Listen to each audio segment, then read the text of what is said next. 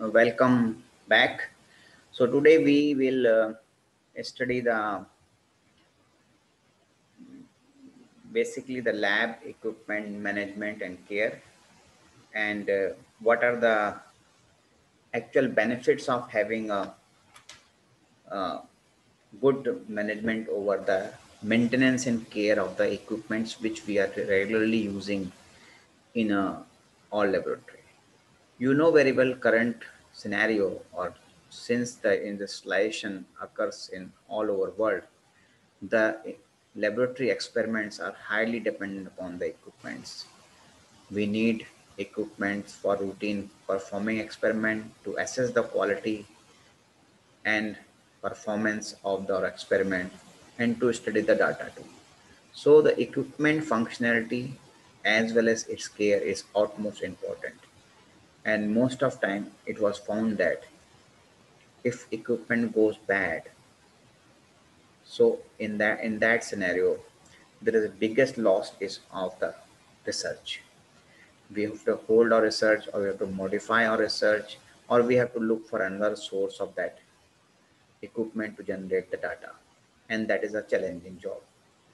So keeping those things in mind, uh, uh, we designed this today's lecture in such a way that uh, being as a researcher, we should try to do the working with the instrument as per the guidelines of the equipment manufacturers. In that case, equipment will continue for longer time and help us to achieve our desired goal. At end of this lecture, from tomorrow onward, we have a radiation safety and regulations classes. The classes will be taken by Dr. Subhash C. Kheruka. He is a medical physicist and also our radiation safety officer for our department. In next 2 days, he will explain you about the radiation safety rules, regulation, and precautions. I hope you will be benefited by that too. And on Saturday again, we will do assessment based question paper. I've been trying to do the physical, and if physical is not possible, then it will be online, and we will send you the paper and you will send back the answers. Okay. If anyone have any queries, just write on chat and we will try to answer. And also if you have any question related to the previous topics, you can email me, call me and get the clarification.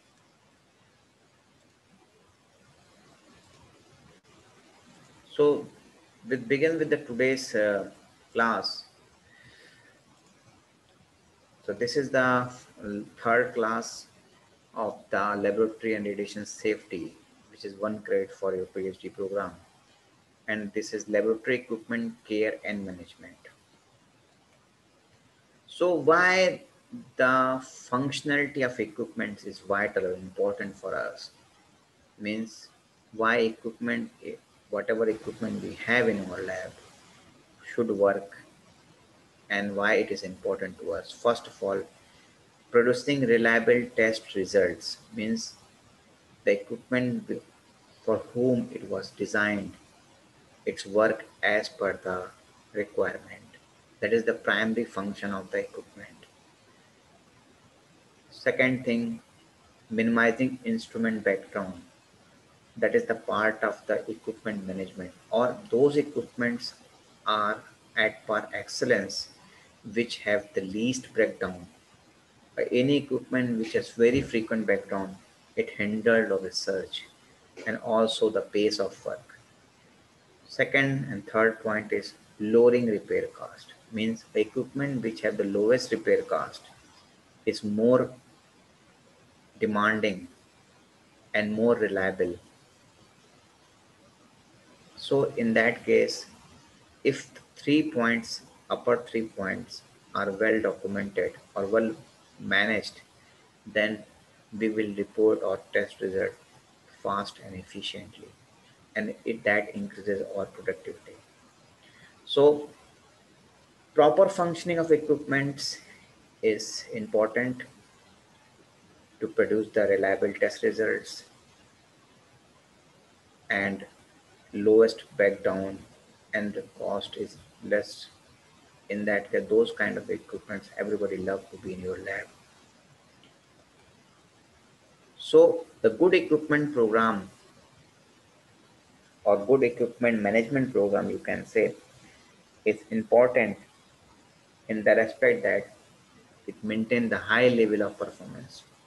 Means if equipment is very good, robust, and work with the minimum maintenance, everybody loves it to work over it. And any equipment which is always down, people don't want to touch it also. So we as a laboratory user or equipment user in laboratory trying to purchase those kind of equipments which have the history of performing well with low breakdown and low cost and also user friendly also. So maintaining a high level of performance, lengthening instrument time. If we maintain the instrument properly, it will increase its life at your lab. So it's our responsibility also that we should work to the specific instrument or with the specific instrument with care and taking the account of all its workflow diagram, or you can say steps, in order to perform the equipment at par. Reducing interruption of service due to breakdown and failure. If we work meticulously with the instrument and we try to care the instrument, then it has lesser number of breakdowns, and that will increase our productivity. As far as the company's concern is that company always tries that their instruments are best, but you know very well it depends upon us also how to handle those instruments, how to work with those instruments, and how we are taking pre and post care after performing the instrument experiment and before performing the instrument. So companies always try to satisfy its customers with the data that okay, my instrument is this, it has this much of hours of working, these labs are working, these labs are using those equivalent functions long. So during the purchase process, we always look into all those things. Who are the users? What are the feedback from the users? So in that case, we say, okay, this machine for this brand is good and this is not good. Secondly, a company always trying to improve the technology to increase the confidence and knowledge of the person of the laboratory. So most of time company comes to us or representative comes to us, take the feedback, how the machine is working, what kind of improvement you are looking for in that case, the end user have minimum trouble to operate that machine. So most of time we suggest, okay, this is needed. Software should be more comfortable. Data acquisition may be more transparent and easy. Conversion of data from one format to another format is also compatible. Oh, okay, I need Excel format. I need in CSV format. Or I need an EndNote format. So all these things, company managers or service engineer take it from the field, or you can say the from laboratory workers, investigators, and they time to time improve the technology. In that case, they increase the confidence within the laboratory workers about their instrument, and that increases their sales. So basically, this is the very brief list of the most common small equipments which every laboratory must have, I think. For example, microscope, balance, centrifuge, pipettes, different kind of spectrometers, refrigerators, maybe it's a minus or it may be a normal refrigerator, freezer, freeze dryer, autoclave, incubator, ovens, water bath, pH meter. washer, water extractor, shaker, and so many other small equipments. And some are high-end equipments also, lab-specific, RT-PCR, microarray technology-based instruments. There are a lot of other instruments are also the cameras. A lot of instruments are there.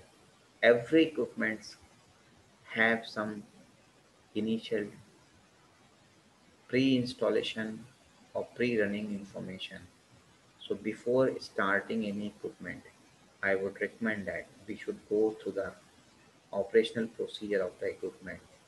It says everything about the equipment, how to operate, what are the condition of operation, and also how to troubleshoot if some error comes out, and how to call the customer care if you are in trouble, and how to get the data from it. All the operating procedures are well documented in the operational manuals, as well as when it was first installed in your laboratory. The training was given by the techn technology, or you can say the service engineer who are expert in operating that kind of equipment to your lab in order to get familiar with you about the equipment.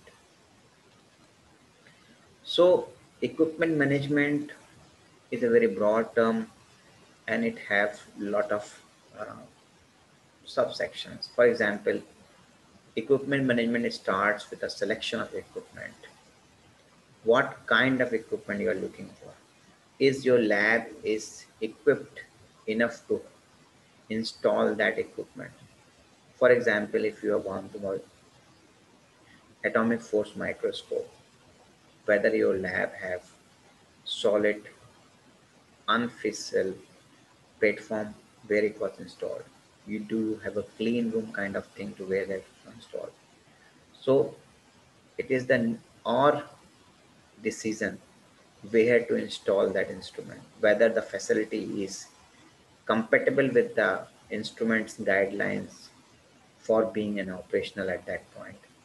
So it is our duty or responsibility to look into it and discuss with the prosperous vendors or manufacturers that what's your requirement.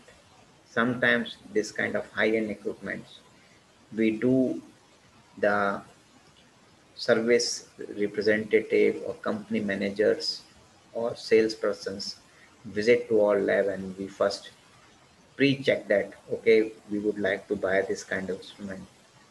Tell us where we can install it and what are the prerequisitions are there, so we can have them ready before it was delivered to the lab.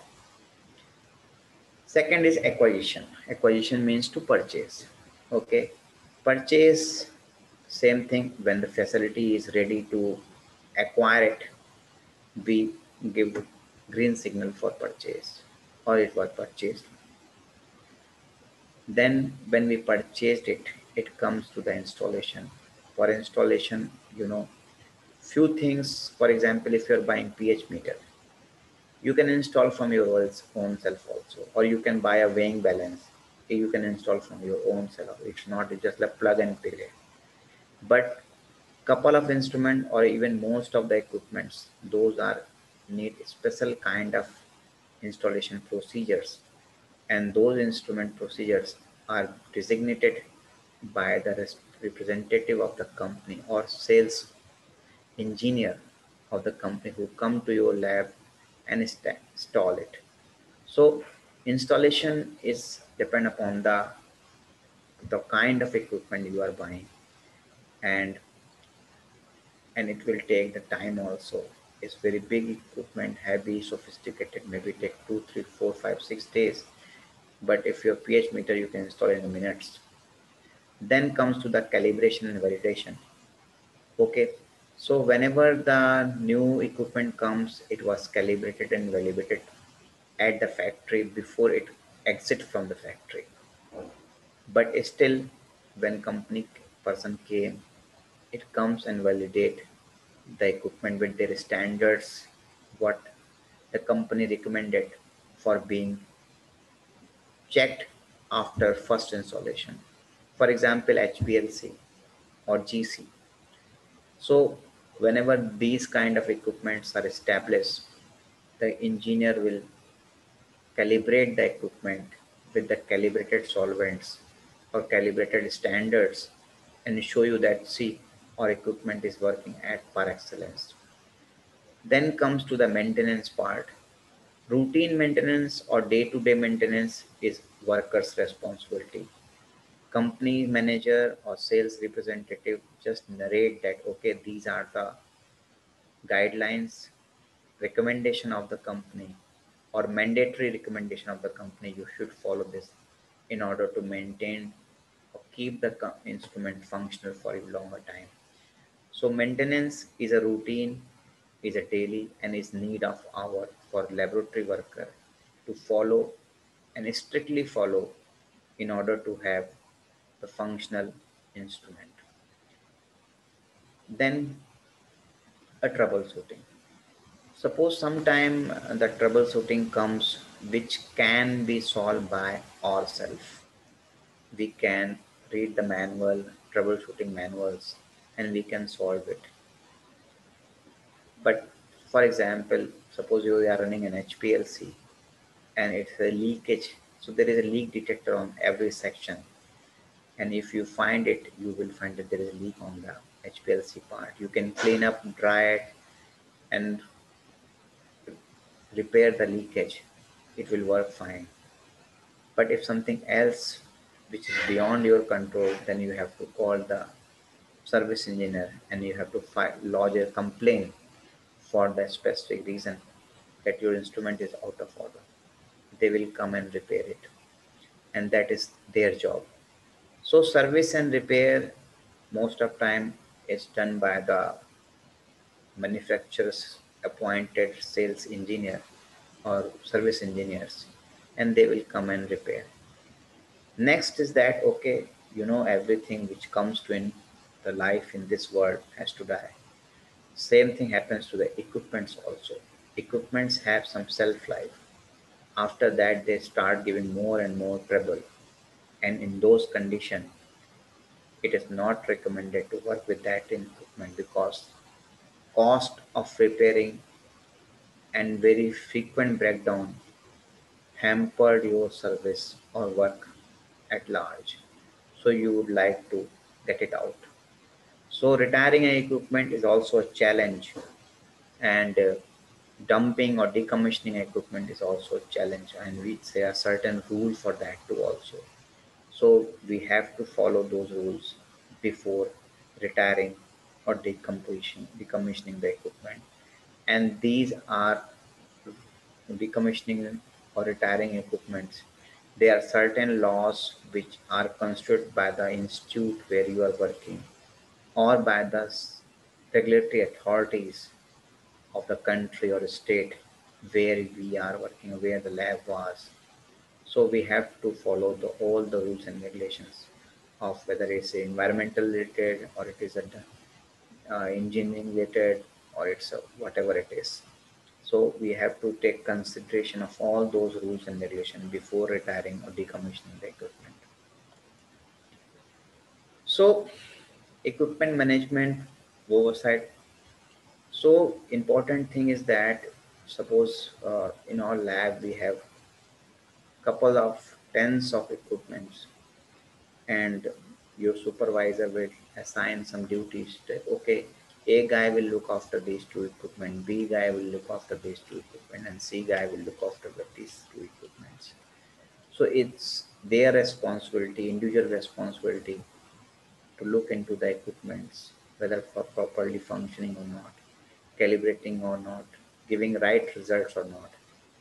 And if there's equipment needs some troubleshooting, whether it was done by you or you need to call a service engineer. So it's your responsibility to look into all the aspects of the equipment to be remain functional, and lab will not bear the non-functionality board of the specified equipment.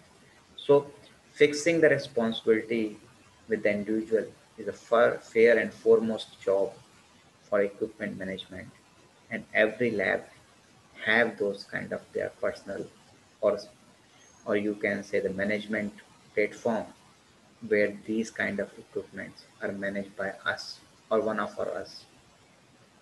Before handing over the equipment to anybody, we will try to get trained the person and have the knowledge of the fundamental knowledge of the equipment function and troubleshooting, and is the prime responsibility for having the equipment functional. So monitoring the equipment by a personnel is routinely recording the data, whether the data generated by others are at par, and also ensuring that whatever the protocol or procedure recommended by the company to run the equipment are following by the users or not. It's the responsibility of the equipment manager who is looking after it. Any process which can be updated if necessary should be updated by the equipment manager or by the service engineer can update on or your behalf. So what are the benefits of a equipment management program in a lab? This is very important because labs are running on equipment, and if you have any equipment which is non-functional, maybe your whole experiment will stop. Suppose you need for your performing a one experiment, you need five equipment, and very first equipment goes bad. That means you cannot perform next four steps, or you perform with the four steps and fifth one is not working. Then again, your end data is not formulated. Again, your work is stopped.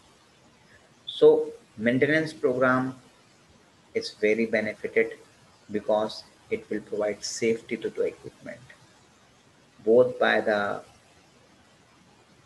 mishandling as well as the carelessness of the end user. It reduces the uninterrupted interruption of work due to non-functioning of the equipment. Also, it will lower the cost of repair. For example, in SGPGI, we purchased equipment with 5-year comprehensive maintenance contract. But in CSI laboratory or other laboratory, people generally buy with 1 year warranty or 2 year warranty. And after that, it comes with a price, certain price.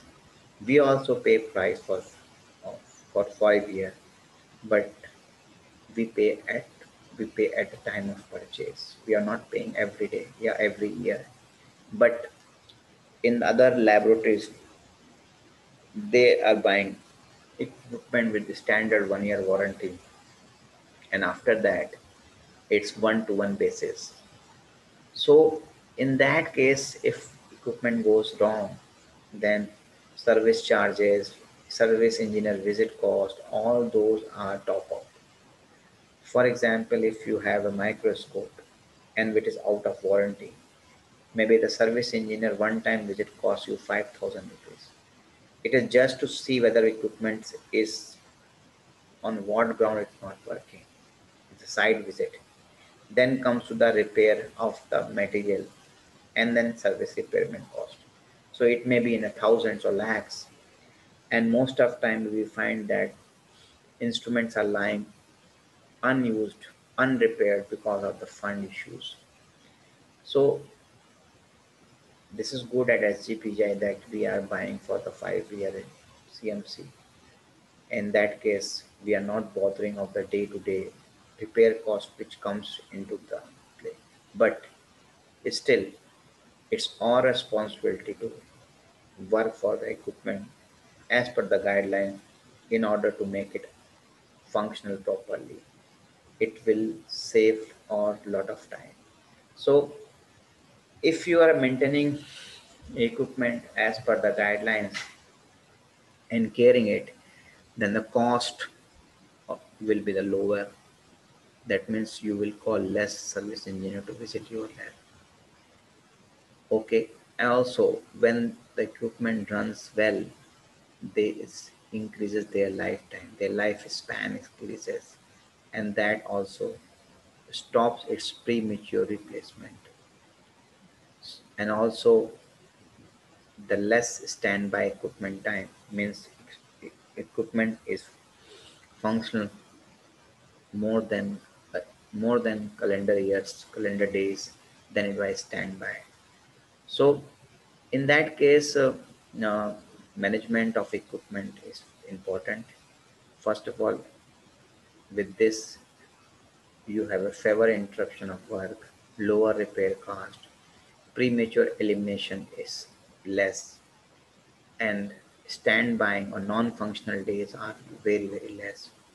So that identification of high maintenance cost, reduction of variation in test result, and greater confidence in the reliability of the results. So these are the consequences. So in that case, we lower the high maintenance cost, we reduce the variation in results also, and also the reliability of test is more confident that okay, this machine is very good because it's working every time as par excellence. So there is a one scenario where the reader fails while performing ELISA or AI test. There is not a document procedure for troubleshooting. The maintenance log has not been updated for 2 years and the manufacturer instructions are missing. This cases is I found couple of time is very common in laboratories that people say, I don't know where is the trouble manufacturer's instruction. It may be with the other guy or this has to taken up or somewhere else has kept.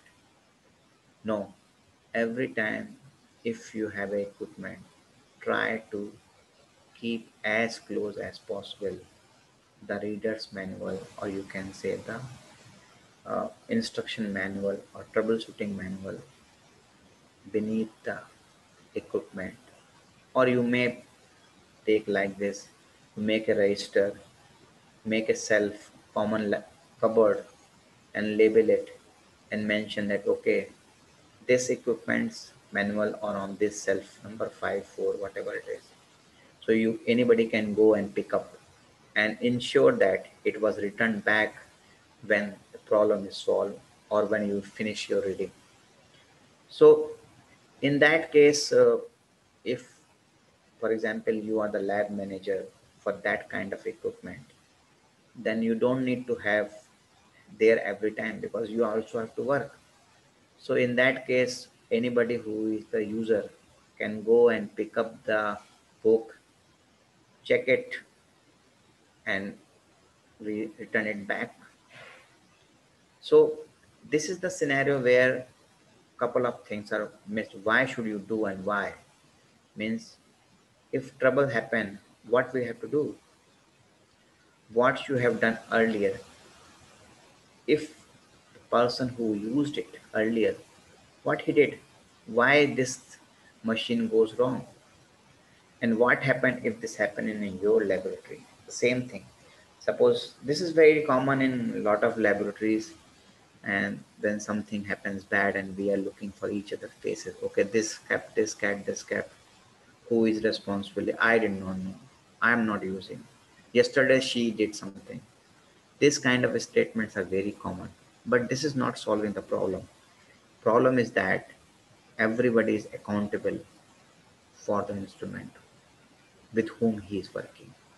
It's his or her responsibility to honestly work with it and report any mistake or any error comes while performing the experiment. Then only we can understand the trouble and solve the troubleshooting protocol in order to get the instrument back to work. So next time try to do as per the recommendation of the OM. So the quality management system in the top is the organization where you are working or your laboratory, then laboratory personals whom work with the organization or within the organization, and personnel have two major roles. They use the equipment and they do the process control. Equipment generate information, and that information is managed by and assessed by and its facilitate the facility and with the safety and precaution. Same thing when you process the control, the that comes with the purchase or inventory. Both are interrelated, and everything whatever occurs in terms of management is the personal and then process control and the person manage it, and that also gives feedback to the service customers that okay, this equipment is working fine or you need this kind of improvement. When customer service comes, the improvements comes, and improvements comes or improvement will done only when you document and record your data properly. So these all things are interrelated to each other. So if any part is missing, your quality management system fails. So for the equipment also the same thing. The primary is organization where the equipment was installed. Secondary, the person who is using it. And thirdly, the equipment. So equipments give you the information. It can process the control and the purchase and inventory which given by to the organization deal with the information of the management of the equipment. So what are the benefits of the equipment? Means the foremost is that as per the scientist or researcher we are aiming that is the test results. If our equipments are well managed, their test results will be as accurate as we are thought to be, and there is less to less variation. So our laboratory or experiments are at par or perform well, then performance level will be higher. If results are good, then its instruments or equipments performance level is higher.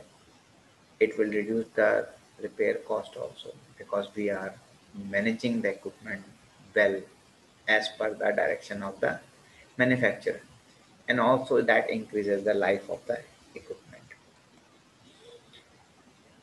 Also, it reduces the uninterrupted services. That means instrument work more calendar days as we are expecting. It increases the safety of our equipment and ourselves also, and our lot of chemical reagents also, and that increases our satisfaction that okay, this machine is very good. It always good result with very fast and accurate.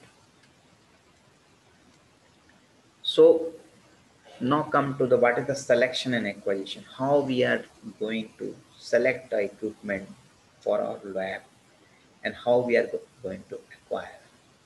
So that comes with a lot of things that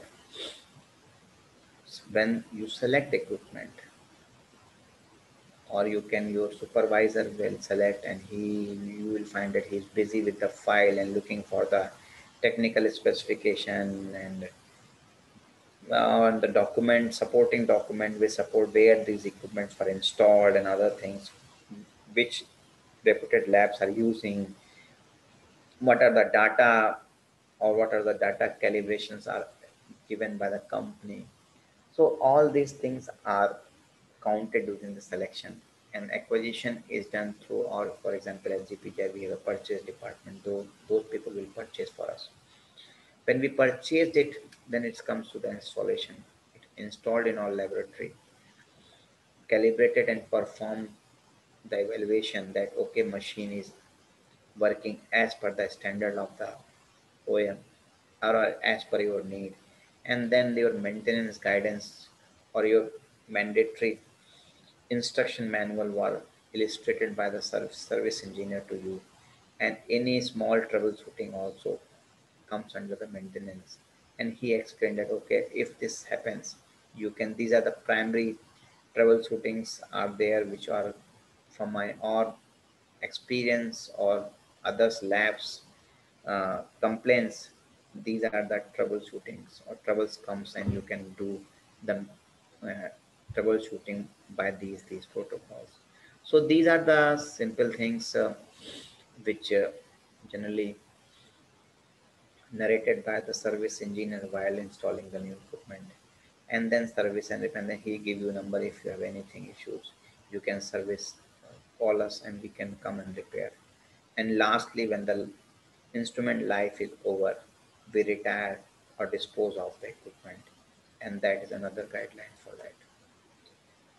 So same thing, we have to train all people how to work in the equipment, how to maintain it, and equipment maintenance, as I said, all procedures are followed.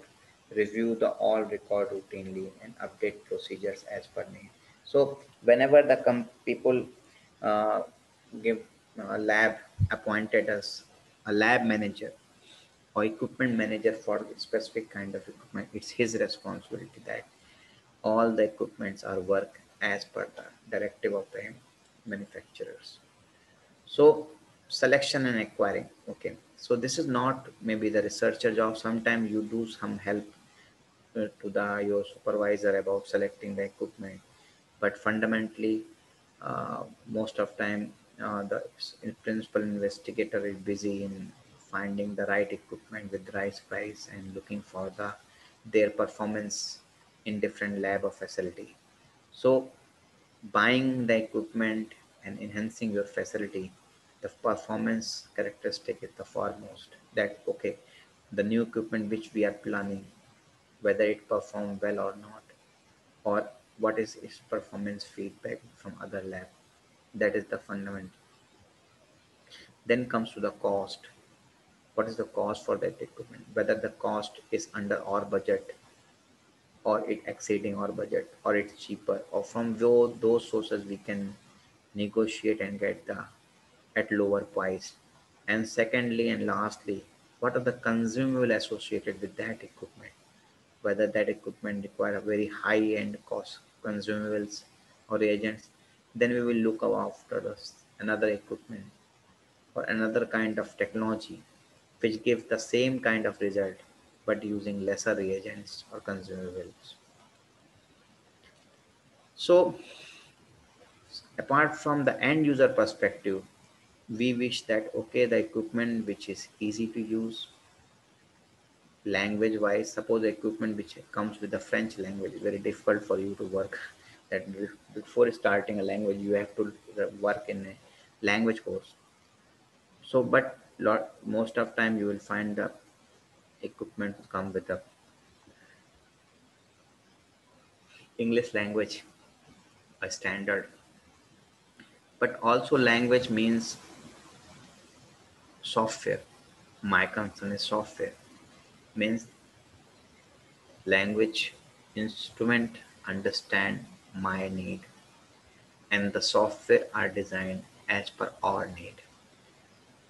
And if it is user friendly software, then people love to work it.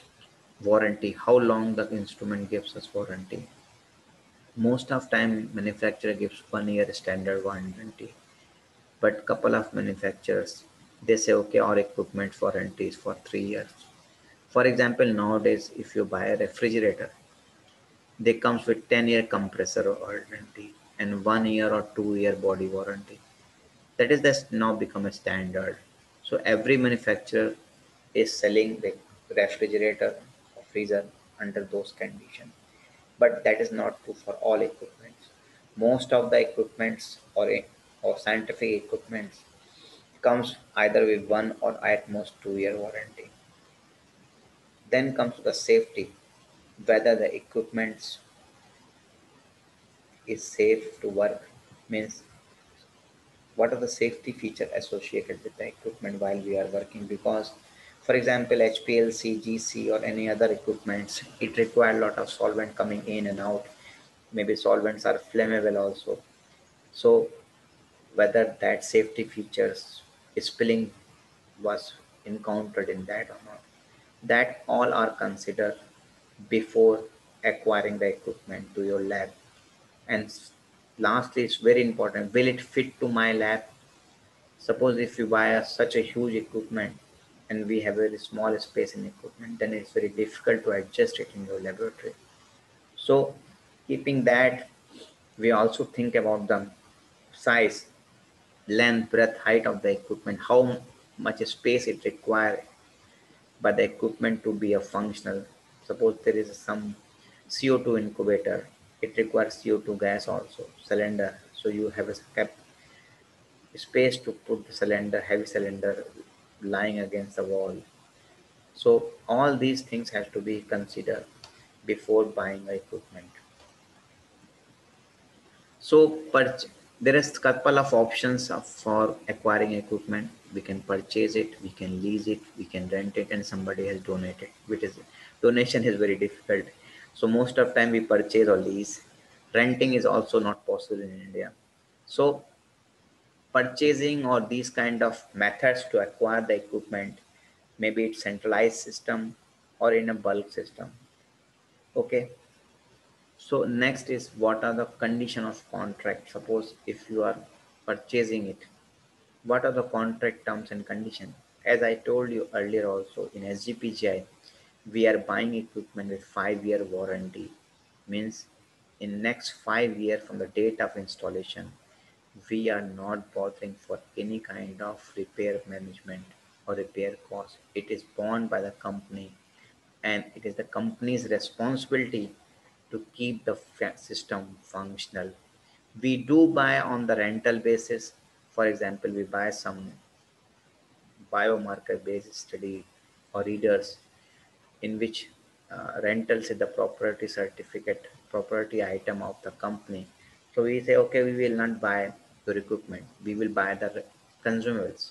On those basis, you just give us the machine for 5 years and we will lock a price for your consumable and we do the test and your machine will be the free of cost. So these are the couple of mode, and then also we have a condition of contract under those criteria or those conditions. Okay, we will provide this electricity, we will provide the manpower, or we will provide the space to you to put your machine. Couple of time I came to notice that in few labs, for example, in few lab with when they were by the SEM or TEM, they purchase in the mode that okay, we will not give you money for the TEM and your engineer should be on the site 24 hours or on the working day, and you do have to do or sample maybe 10 sample per day, and rest sample if you come you can collect money from others, that's fine.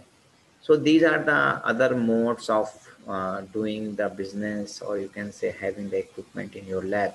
So couple of time high end equipments work in that because every time we do not have that much of money to purchase equipment, but we have the space and need of that equipment.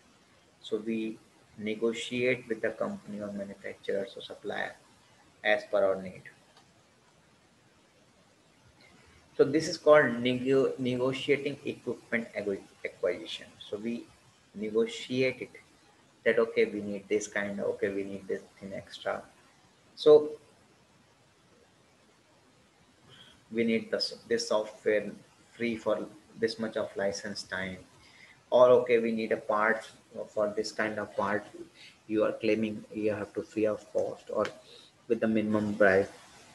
Okay, so these are the all thing people are looking for it. Couple of time I thought I came to notice that few labs get the trial version of the equipment for a few months and do they do, and after that they say okay we will ready to purchase it. So this is the other modes of acquiring, but that is the time being. So before installing a equipment, confirm vendor responsibility in writing. So for that we need a contract. So we do the contract signing or purchase order signing, and vendor has to acknowledge that purchase order that okay he is going to follow the terms and conditions of the purchase order, and we get it signed it and check that whether it is at par with the purchase order or not. Now come to the equipment installation. After purchase, the equipment delivered to our purchase department and it comes to our lab and it's for install. So I earlier told you that okay, pH meter or small wiring balance we can install, that is not a big deal. But high-end equipments or equipment which needs lot of part to be connected, those are installed by the designated service engineer authorized by the company or manufacturer. So those kind things instrument should be installed by them only, not by us. So do not attempt to use prior to proper installation. And if it not properly installed, do not use those equipment. Let it finish installation and check the calibration before you start from your own self. Verify package content. Far and far most when equipment landed in our department, we check the checklist. What we order that comes in or not. That is the primary thing we do. And we make a copy of it and confirm it that okay, this is the purchase order and this is the packing list comes with the equipment and everything is matches. Okay, that's fine. So in that respect, from the very first day, the day the package landed and box was open, we started making an inventory record. That is okay, this equipment and these are the parts, subparts or accessories comes with it, and this is their location. And then we do the calibration, we check the calibration, we verify it, and we check that all operating procedures are well documented and instrument is working properly. That is the installation part. And then we do the management program or maintenance program, how to do the troubleshooting and get that all person who wish to work with that equipment get trained, and we assign a one lab manager or equipment manager to look after all the formalities other than the recommended by the users. So calibration, equipment calibration is also a question. So initially calibration was performed by the service engineer, but couple of time we do our own calibration time to time because machine need it. For example, pipettes, it should be calibrated once in every year, and there is a very simple way to calibrate those one, and it's our need because most of time we are using these pipettes for accurate inclusion of the reagents or other things for our experiment. So calibration of pipette is very important. It's very small equipment, no machinery is there. It's just a mechanical part is there, but it need to be calibrated every year once. So use calibrated or standard. For those we need standards as per the manufacturer's instruction, and we also find the how frequent we have to do the calibration of the equipments, whether it's daily basis, weekly, monthly or quarterly or half yearly, whatever it is. For example, in our we have a gamma camera or a PET camera for human study, or for example MRI, for example, those kind of equipments are calibrated every week once, and they have daily some QC parameters, calibration parameter before the start of any study. In that case, we ensure that machine is proper, functionally properly, and in that case, we get the consistent test results for all human studies. So, new equipment to known sample, we analyze it or we say calibrated, then established as per the recommendation of the OEM, validate and perform as per the recommendation or documentation of the OEM. Then there is a checklist for parameters consideration, maybe periodically, daily, weekly, monthly, and after major instrument repair, then again we have to calibrate it. Example, incubator temperature, wavelength calibration, autoclave temperature chart. These are the few things we generally practice. Preventive maintenance is very important. Routine cleaning of the equipment, it's our responsibility. Adjustment and replacement of equipment part, maybe it's our responsibility, and also it may be the responsibility of the service engineer if replacement of equipment parts are or experiment need, then it's our responsibility. But if it is not, then maybe it was should be done by the service engineer. For example, in GC or else HPLC, another thing, we calibrated, we change the column as per our need. So it's our responsibility to get it changed as per the need. Implementation of maintenance program means uh, it's or lab manager, or you can the principal investigator responsibility to assign responsibility, develop the written policy procedures for equipments, or follow the instruction of the OEM and maintenance record and train the staff. So whenever any new entrant enters in your lab, you try to explain him the equipments uh, working style and working A, B, C, D. That okay, this machine is working on this guidelines, and you have to follow those. So this is our responsibilities as a senior or as a person who know the equipment. That okay, this machine works like this. So develop a maintenance plan for each piece of equipment. Establish routine maintenance plan to improve frequency of all maintenance. Means how many times in a year we are going to maintain it. It's our responsibility, and we have to make a plan for it. And we have to check it that okay, that what are the parameters given in maintenance are matches with the standard or not. And also, if there is a replacement of the parts for routine, it should be replaced. So this is the just a template for creating equipment logbook. And we here in all lab we have maintained that logbook, that which mention the instrument type, model number, serial number, location in the laboratory, date of purchase, manufacture, the service expire or service engineer visit number. Uh, and spare parts are not considering in this because we are not, uh, it's very huge list, so we are not including in on that logbook. But warranty and note experience must be there. So in order that we have to get pre-informed that okay, this machine's warranty is expiring, so we have to renew the contract for next few years. To develop written procedures should be developed. That okay, we will do on Tuesday, for example. So 5/12/2019/26 are the days when we do the routine maintenance, check the function, calibrate the equipment. If any troubleshooting comes, we will do. If you need manufacturer service, you request a call to manufacturer service. Okay, this machine is not working, come and repair it. So l- again, the logbook, routine maintenance and calibration, service repair, any problem. Suppose being as a lab manager, you will not always there. So it's a users who can just write, okay, this trouble comes with me on this date. So I don't know how to solve it.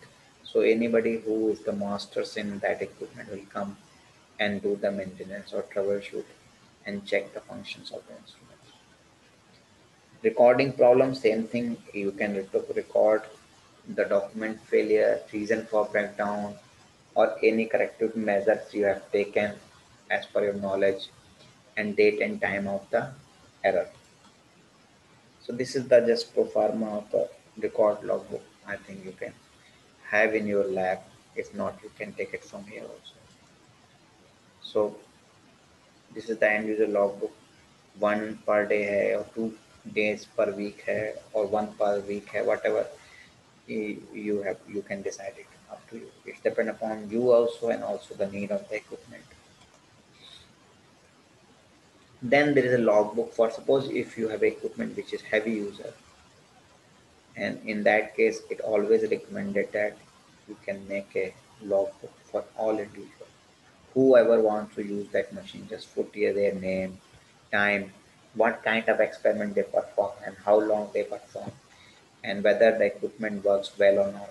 It should be in that case, uh, if somebody working off time, and next day the people will come, so he will check the logbook that okay, machine is fine, now I can use it. Otherwise he can raise alarm that okay, yesterday night it was not working fine, this guy has already noted down, so I have to first call the manager or service people to get it repaired, then I can only use it. So next is the spare part inventory. uh, to be very frank, it's very difficult to make the spare part inventory for all equipment because it's very, very huge list maybe. And maybe we are not well trained to make the spare part inventory.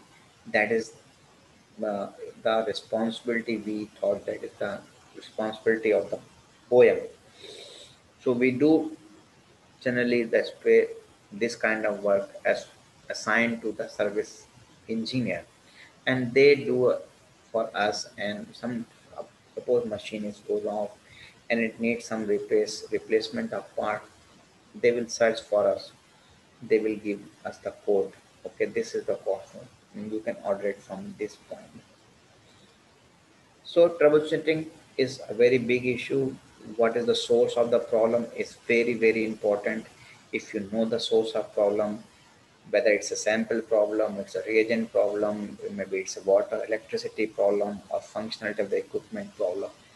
So if you know the source of the problem, you can solve it. So that's why there is a urgent need that whoever is working with the equipment must report honestly the error or any mishappening or any negligence by him. Couple of time we are very honest, but we don't know how the thing goes off or wrong. No problem. But if we report the error honestly, the service engineer will solve it very easily. So when initially I told you the initial couple of troubleshootings are on the routine basis, or you can in our own hand we try to solve it. But when this is beyond our limit, it's always recommended to call the expert or manufacturer service engineer who will come up and solve the problem, and we will get the instrument back to be functional. We should not do our own hit and trial in order to get the service hindered or machine get more bad. So it is always recommended that if instrument is not working, please do not try to use it because that will not give you anything. You will waste your time. So service and repair is most of time it was done by the manufacturer, or couple of time in SGPGI we call our local biomedical engineer to solve it, and they try from their best and sometimes they solve it, but sometimes they fail this, so they say that okay, go ahead and call to the service engineer, they will solve it. So retiring equipment and disposable is very, very challenging job, and it's very difficult also in government setup because there is a lot of rules and regulation to dispose of. Currently, environmental and healthy societies are more active, so getting retire anything is more challenging than buying a new thing. So we have to take care of all the safety features, all the decommissioning features, regulation, regulatory authority guidelines before decommissioning the equipment. I hope you remember maybe in 2010-11 in Delhi University, there is a gamma counter. It's a radioactive material equipment or radiation measurement equipment that have the cadmium rod inside. It's radioisotope, big rods, and they unknowingly assessing the equipment's specification sold it in an auction to a kabadiwala. and he is very happy that okay, he bought very heavy machine very cheaper. So he bought it and bring it to his warehouse, and he started scrapping it one by one. And the worker who are scrapping has no knowledge about those radioactive materials or machine specification. And keeping that, they when they scrapping it inside the pocket, they find very silvery 64 cadmium rods which are shining. They thought that it's a silver, and they kept, or they stole it, steal it from their side and kept in a pocket or whatever you can say. But that is the rare material. And after couple of hours of exposure, sorry about it. So this incident is the worst of the all incident happened in last couple of years in India. So this is the core negligence of retiring an equipment or disposing of the equipments. So that those two guys were died of those radiation, overexposed radiation. So my, or even the guidelines says that okay, if you want to decommission, we have to think thrice before decommissioning and assess the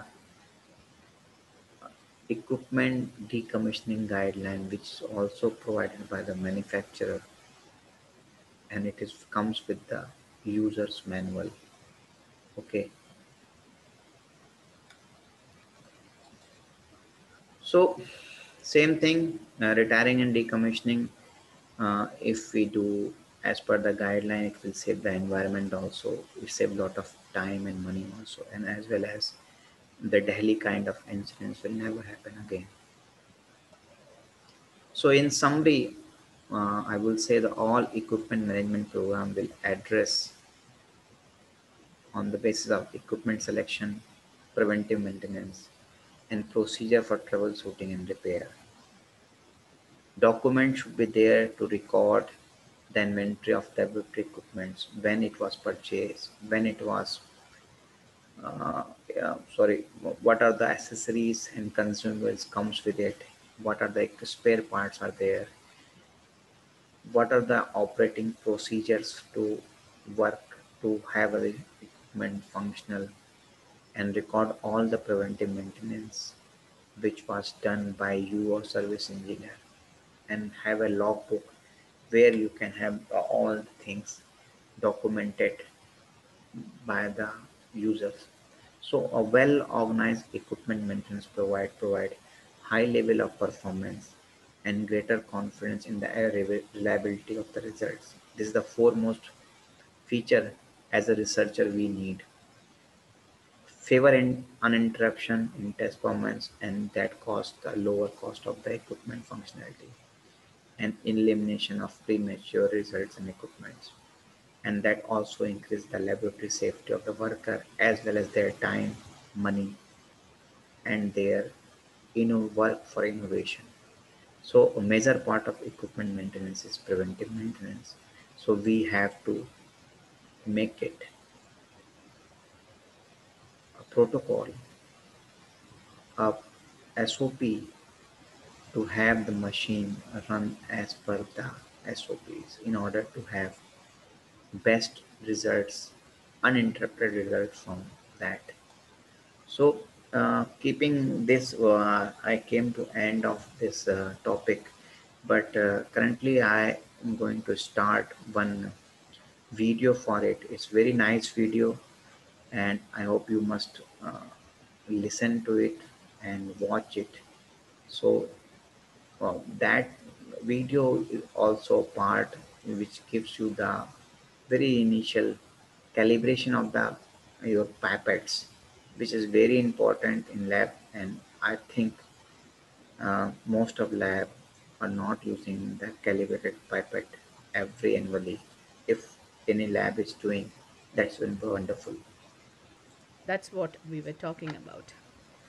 And I'm recording. hope that is clear now. So, maintenance qualification starts with the maintenance plan, and that maintenance plan has to be developed as the equipment arrives in the laboratory, and this has to be developed as part of the OQ, and it has to be carried out. Crystal. Use of equipment after calibration, the next major concept is maintenance. This is also called MQ or maintenance qualification. So, what is MQ? MQ is a broad term used in the process used to describe and document the regular maintenance and repair of the equipment. It ensures that the equipment is operated to give accurate results and to avoid downtime. Every MQ starts with a maintenance plan. A maintenance plan should include preventive maintenance procedures, inventory management, troubleshooting, and repair of the equipment. When I say inventory management, it's mostly about the spare parts inventory that we are talking about. For each piece of equipment, establish a routine maintenance plan to include the frequency of all maintenance tasks, daily, weekly, and monthly, 3 monthly as needed, etc. Training should be given for all authorized maintenance steps. Never attempt unauthorized maintenance steps. These are all key concepts, and this part should be a part of the training generally given to the technicians as an equipment is installed, and it is part of the OQ or the operational qualifications. However, to keep it going is entirely the responsibility of the laboratory. Depending upon factors such as workload, types of instrumentation, and number of employees, a record or a check sheet of such activities must be adopted for any given equipment in the laboratory. And it's important that the laboratory management tracks these tasks just to make sure that things are getting done. The documentation of maintenance is a very, very important aspect. And that's what we were talking about. And hope that is clear now. So, maintenance qualification starts with the maintenance plan, and that maintenance plan has to be developed as the equipment arrives in the laboratory, and this has to be developed as part of the OQ, and it has to be carried out, implemented. Just establishing it is not enough, it has to be implemented, and it has to be documented in the specific formats designed for the purpose. So we just will show you a few formats or maintenance logs for a few different equipment here. Such formats have to be developed for all equipment used in the laboratory. This is a format for the daily maintenance of a particular equipment. There are about 30 days which are depicted. Since it is a daily event, there are 31 entries. Each activity has to be done on a daily basis. The first one says execute shutdown. The next says check the trap chamber, and so on. So all these things will be done, and after the technician does it, it has to be checked off with a check mark and it has to be signed. So that's how you evidence that you have done your daily maintenance. I hope that is clear. Again, weekly maintenance, there are 4 weeks in a month, maybe 5 Mondays. So every Monday to every Monday, there are certain tasks to be done which will be done and checked off. Then, following that, there will be monthly maintenance schedules, and everything should be documented. And here, there's another example of an equipment cleaning and decontamination format. Please look at the components of it. There's a sample autoclave format for a biosafety cabinet operation format, pre-operational checklist, sampled equipment training log, etc. Training logs are also very important. And so every aspect of the equipment management has to be logged, formatted, and everything should be recorded. So this is a very important aspect of documentation of your equipment, that of your maintenance plan, that every maintenance aspect. So now you have to now look at the documentation once again. You have started your documentation at the very beginning and you're carrying it on through every step. Now that we are in maintenance, we are talking about formats for maintenance at every kind of maintenance, including the training in equipment maintenance. So now we'll go a little more into the maintenance plan. We already talked about the formatting activities, and maintenance plan should also include function checks, which include monitoring of instrument parameters periodically, daily, weekly, and monthly. Some of the function checks have been shown in this picture, like incubation temperature, wavelength calibration, autoclave temperature chart. All these are function checks. So this also should be monitored and documented as required. And the third part of your maintenance plan should be your spare parts inventory. We already talked about it. This should include the routine maintenance of spare parts in the training. This in to understand what parts can be replaced and how. The technician should know that. An inventory should be maintained for this. We have talked about this in the first video also. Spare part inventorization, understanding how to change parts which are authorized. This is a very helpful thing. Staff should be trained, and this will considerably reduce downtime if your laboratory staff are adequately trained on doing this. And now that we have a plan for maintenance, you have to now implement the plan. This is again a very important step. Not making the plan is not just enough, the implementation should be done.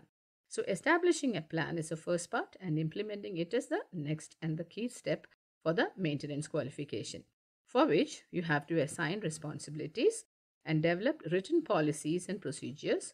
You have to maintain records and training of staff, of course. All of them are very, very key aspects of your implementation of your maintenance plan. Assigning responsibility. Generally, it is assumed that the frontline staff responsibility is for the person who is authorized to do the work the equipment or his deputy. But periodic checking should be done by the quality manager or whoever is has a higher authority. There should be written policies and procedures about who is going to do what and up to what level, and how do you escalate a process if there is a breakdown. All these should be clearly mentioned in your procedure. Records, as I said, should be maintained for everything that is done, and staff should be trained to maintain records also. So, training of the staff is coming back again and again as a key concept. I have already talked about schedule of your maintenance, especially with reference to your authorized maintenance. We should also know about maintenance that is done by the technical support team. Let's call this scheduled maintenance, or sometimes it's also called preventive maintenance by the technical support team. So, how is that different from what you are doing in the laboratory?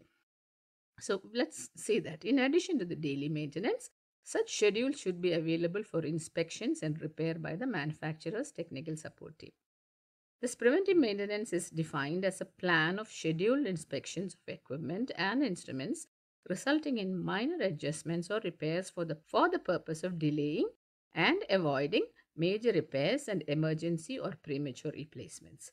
This kind of preventive maintenance is a very useful part of your equipment management and should be made available for all your equipment. If the laboratory has an annual or a comprehensive maintenance contract with the equipment manufacturer or with third parties, or if the equipment is under warranty, this becomes very easy to avail. And please see this diagram here. On the y-axis is the cost, and on the x-axis there are three components: reactive maintenance, preventive maintenance, and predictive maintenance. In the case of reactive maintenance, you will wait for the equipment to break down as you're not availing any AMC or CMC, and then the repair cost, as you see, is very high. If you're looking at the predictive maintenance, you're replacing parts regardless of whether it has to be done or not at a certain time period, and you will that again becomes very high cost intensive. But if you look at the middle, there are these cost lines which are crossing each other. So that means this is the best option. The preventive maintenance is your best option to cut cost and to as well as prolong life of the equipment. I hope that concept is clear. So, routine service and maintenance should be scheduled at regular predefined intervals so as to ensure uninterrupted workflow. This is assuming that you have a valid contract with your equipment manufacturer or a third party. The laboratory must have a documented process and maintain logs for preventive maintenance. Very important again, documentation. The schedule for equipment maintenance and calibration need to be prepared in advance as per the manufacturer's instructions and circulated among all laboratory staff so that the same can be rigorously adhered to. Preventive maintenance provides the following advantages over breakdown maintenance. We already saw the diagram, just to reiterate, because it helps in giving you quality assured results, reduced breakdown and hence higher productivity, timely identification and replacement of components showing excessive wear and tear. So while they examine, they see something is not correct and something is getting worn out, the technical support team will change those parts. It's not a predictive maintenance, it's actually a preventive maintenance. So this certains greater safety, lowers repair costs, and it prolongs the instrument lifetime, and it also reduces your downtime. So now we have to move on to your next concept, and before that we would like to just recap about the maintenance part. We have talked about maintenance. We've talked about two kinds of maintenance here. One is the maintenance by authorized, you doing the authorized maintenance steps by the laboratory staff in a scheduled way, daily, weekly, monthly, or as required. And there are other maintenance steps which are not authorized to the laboratory. So let's call them unauthorized maintenance steps. This can be done only by the technical support team. So that those have to be scheduled in a certain way as per the recommendation of the manufacturer itself. Okay, I hope that is clear. Authorized steps done by the laboratory as per the schedule of the manufacturer, again as per the requirement of that machine and how much it is used, and depending on that, and other preventive scheduled maintenance which is done by the technical support team. For those steps which require certain inputs from the technical support team, because there are certain parts which will not be accessible.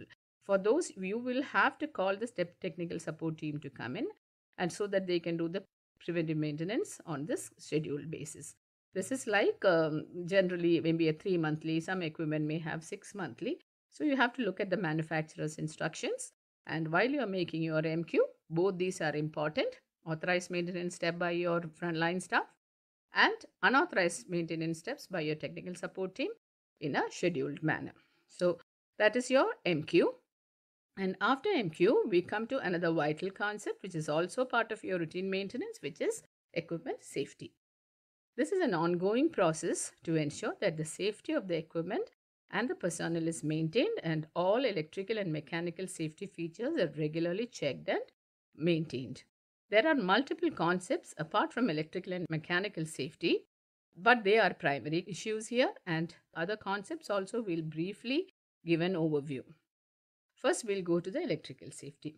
All equipment, wiring, and cords must be maintained and used in a manner that keeps electrical installations intact. Electrical appliances and equipment are protected from overloading by means of fuses or circuit breakers should be ensured. Grounding of electrical equipment should be checked regularly as it provides some protection to equipment operators. If there is a fault in the equipment or insulation that energizes the equipment housing, the electricity would flow into the ground rather than to the worker. This is the importance of grounding of an equipment. Electrical shocks can be avoided by ensuring that the equipment and the electrical cords and plugs are in good repair. Grounded outlets are used, and ground fault circuit interrupters or circuit breakers are used. Check that there is no overload of electrical circuit. Minimize and eliminate the use of multi-outlet power strips. This is an important concept. The extension cord can actually result in some kind of overloading, so this has to be used with caution. Since electrical devices can generate sparks, ensure that they are not used near flammable or volatile gases or liquids. That many points to consider regarding equipment and electricity. There are so many other points. This is some, in brief, something that you need to be aware of at the very outset. Now, regarding equipment and mechanical safety. After electrical safety, we need to think about mechanical safety also. This is also a very important concept, especially in certain equipment. So let's discuss a few examples of mechanical safety. It's not possible to discuss all examples, so we will just limit ourselves to a few key equipment. Equipment design that include advanced safety features such as audible or visible signals. We already talked about this when we were talking about purchasing considerations. And availability of interlock or key lock systems and permanent shieldings, etc., should be considered whenever possible. An interlock system is a feature that makes the state of two mechanisms or functions mutually dependent. It's used to ensure occupational safety in mechanical devices and systems. This is a very important concept because if a certain part is moving, that part will not move if the equipment is open. There will be a door which will be connected to that moving part. So if the door is open, it will not actually move. But then people do some self-defeating steps like jamming the door or keeping it semi-open, and that is a very self-defeating thing to do, and such things should not be done because these are all made for the protection of the worker. So please check that during this kind of option during the purchase part itself. And as I said earlier, never resort to self-defeating steps like opening equipment while it is working. In some old model centrifuges where interlocks are not available, it should always be borne in mind that careless handling of equipment can cause great hazards. Sometimes it's seen as a practice also that even before the centrifuge stops, the lid is opened. It's a very risky practice because of two things. One is aerosolization, because it's a biohazard. Most of your samples will have some pathogens that can be airborne. That's your very hazardous thing to do. And also, sometimes the chest tubes break and fragments of glass can just fly out and can injure you. So, there are so many hazards because of opening a centrifuge while it is working. And another very hazardous equipment, as far as physical safety is concerned, is microtomes. Some of you may be using microtomes, so just a few precautions. Do not handle the blade with unprotected hands. Microtome with non disposable knife should have a safety shield. It's a very extremely important step. Make sure to use forceps and wear gloves. Do not leave the blade exposed during sample loading on and unloading. Always remember to cover the blade. Cover the blade by using provided finger guards or protective foam guard over the blade during mounting and removal of the sample. Use forceps to remove the blade and wear two layers of nitrile gloves to help protect your fingers as far as possible. You do that. Final big warning is do not skip personal protective equipment while using microtomes. This will prevent lacerations and cuts. So now we talked about two kinds of safety where equipment is concerned, electrical and mechanical. Let's go to the third, which is a biohazard and biosafety. Every effort should be made to prevent equipment from becoming contaminated and to reduce the likelihood of equipment malfunction that could result in leakage, spill, or unnecessary generation of aerosolized pathogens. Ensure that the service of equipment gets done according to the manufacturer's instructions. Ensure that anyone who uses a specific equipment or a piece of equipment is properly trained in setting it up, using it, and cleaning. Decontamination is a big word. This is a process, a very, very important process for removing or killing microorganisms. It is also used for removing or neutralizing hazardous chemicals and radioactive materials. All equipment should have a laid down protocol for decontamination. It is carried out on a daily basis after the work of the day is over. It's also done on as required basis, especially after spills. So, which equipment need decontamination? Every equipment requires decontamination. Your fridges, your centrifuges, pipettes, biosafety cabinets, all laboratory equipment requires decontamination processes. And apart from equipment, you also need to clean other areas. We are talking about equipment here, but we also need to be aware that decontamination processes involves lab benchtop, sample collection areas, effluents, contaminated solid waste, etc. So decontamination practices should be part of your laboratory's safety protocol, not just in equipment but also in other areas. From decontamination, we move on to biomedical waste disposal. Most equipment will generate liquid, both reagent waste, byproducts, waste from laboratory, from the samples. All these will become part of your equipment effluent. Effluent is a major concern for laboratories. When placing an equipment in the laboratory, it should be made sure how to consider liquid waste will be handled. To be aware of this and comply with local and national requirements for liquid waste disposal in order to prevent contamination of the community sewage systems with pathogens and toxic chemicals. So that's the next effluent management of liquid effluents is also a very important thing that we have to think through while we are operating our equipment in the lab. Now that we have talked about few aspects of equipment safety, there are other aspects that we have not included in this discussion, but you can read more about it in the equipment management module and in the facility safety and management modules, which are also on this website. All these will include ultraviolet safety, laser safety, glassware safety. These are all considerations of equipment safety, and this also should be thoroughly understood. Please read those modules which are available on this website. So we are done with now maintenance. So we have come to the next concept, which is indirectly part of your maintenance, but also a totally different aspect of it. which is backup equipment or backup referral labs in the case of breakdown. In certain circumstances, example, an analyzer repair or breakdown, lack of available consumables, lack of required reagents, control materials, continued failure in equas, etc., a laboratory may need to use backup equipment or backup laboratory for testing and reporting. The lab must develop a policy for use of backup instruments or laboratories in case of failure of testing equipment for all analytes being tested in the laboratory. So you should have a backup plan. There can be breakdowns. So what is your backup plan? To ensure that the quality of the result or data produced using the backup equipment, the primary laboratory must be able to demonstrate acceptable testing proficiency and comparability between the primary and the backup equipment or the backup laboratories for such relevant analytes using tools such as laboratory audit reports, equa history, instrument validation, reference ranges, etc. So, what does that mean? What do you mean by comparability between two equipment or two laboratories? Let me just explain this so that it become actually a practical thing rather than a theory thing. If two laboratories have different reference ranges because they are using, you assume that two laboratories have reference ranges because they are using two different methods for testing an analyte, and the comparability can be compromised, and the patient and the clinicians may get confused with the results.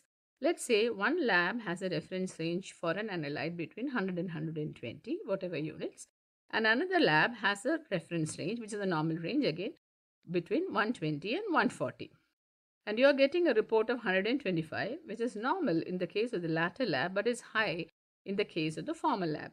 Such reports are confusing, and therefore comparability should be checked out before deciding upon outsourcing of the test or doing the test on a backup equipment. This is an important concept that has to be kept in mind. So, even if you have more than one equipment in the laboratory which is routinely used, not even as a backup, but also you have two equipment and you're doing it alternatively, so there is no continuity for a patient who's coming. If the reporting ranges are different, you have to be mindful of that. This has to be borne in mind that methods can be different, and therefore biological reference ranges can be different, and these can create confusion for the clinicians and the patients. So comparability is a very important concept when you are thinking about any kind of equipment backup or even using two different equipment in a laboratory. Having said that, it's extremely vital thing that backup options are available either as equipment or as outsourced laboratories, which can be availed if there is an equipment breakdown, any other reason why test cannot be undertaken after a patient sample has been accepted. So that is about having an equipment backup. You need to have an option, and that option should be the right option. The results should be comparable. You should also make sure that the backup equipment or the backup laboratory are doing well if quality wise and their results are comparable to yours, so that the patient and the clinician are not confused by your not doing the test on your routine equipment. So now that we talked about equipment backup, the next concept that we have to talk about is your power backup. All of us in India are frequently confronted with power outages. So, critical equipment must be supported with uninterrupted power supply, or what we call UPS systems, to prevent damage to the equipment and to ensure continuity of the services. Selection of a proper size and type of UPS is very important based on the lab's power source and voltage regulation. Size of UPS will depend upon the amount of power drawn by each subsystem and the battery backup time required. Two important considerations: the amount of power drawn by each system, each equipment, air conditioners, whichever you are using, and the battery backup time required. Ideal is an online UPS system. You have to read more about online UPS systems to understand the concepts well. But in short, this is a system which is hooked on to your online systems, and because the power is coming through this online system, even when there is a sudden power outage, you don't need to switch on anything because it's an automatic thing, and your entire laboratory will continue to function for a certain amount of time depending upon the hours of backup which is available. Generally, the medium sized UPS online UPS systems will give you 4 hours or at least 2 hours of backup depending upon how much equipment or how much of electricity will be required for your lab for that period of time. And if you have an online UPS system, it will regulate the output voltage and has a smooth transition from mains to battery during an outage. This is something that every lab must give consideration to on having an online UPS system. It's also important to have laid down protocols for regular checks and maintenance of batteries of the UPS and change them based upon the backup support time. If you have an online UPS system or any kind of UPS system, it's not just enough to have it, but also the same kind of maintenance plan should be available for the UPS. Entire thing should be documented. Like any other equipment, UPS also deserves the same kind of treatment as in your equipment management. And if the online UPS system is connected to a local power generator, especially if it has an automatic changeover system, this will ensure that your operations will not get interrupted till your supply is resumed. Such a backup system will ensure smooth equipment operation if there is prolonged power outages. This also may be a requirement in case of some of the labs, especially in remote areas with a lot of power outages. Please understand more on this through your electrical support unit in your laboratory, in your hospital, and this is something that you may want to discuss with your administration also. To have two kinds of electrical backup that we are talking about, one is a UPS, preferably an online system, and also a generator which is connected to the UPS so that the electricity will continue as far as possible and your services will not be interrupted. So, after electricity, there's another utility very important in the laboratory, that is your analysis water. Many analyte testing, the water quality needs to be maintained. Generally, it is type 2 water which is required. Monitoring of water quality in terms of conductivity, resistivity, pH, and TDS or total dissolved solids are required to maintain quality of reports for many biochemical analytes. For more on this, you may please refer to the equipment management module of Labs for Life. In this video, we talked about the maintenance plan. Basically, we are now in the using an equipment, under which initially in the earlier video we talked about calibration. In this video, we talked about the maintenance plan. We talked about making a maintenance plan and implementing a plan and documenting that plan. And when we talked about, then we talked about safety. We talked about certain aspects of safety, electrical safety, physical safety, and biosafety. And then we moved on to the concept of having backup equipment. Backup equipment is required in case of equipment breakdown. How do you have the continuity of services? Therefore, you need a backup equipment. And later on, we talked about power backup, which is again something to ensure continuity of services. If there is a power outage, how do you continue carry on your work? So that is your power backup. And we finally talked about water quality as an important part of the utilities that you need in your laboratory. These are all concepts which are included in the equipment management, though they are smaller concepts. These are very vital concepts and should be paid enough attention to ensure for the smooth operation of your equipment. So I think you all people listen and view this slide. So this is the end of today's lecture.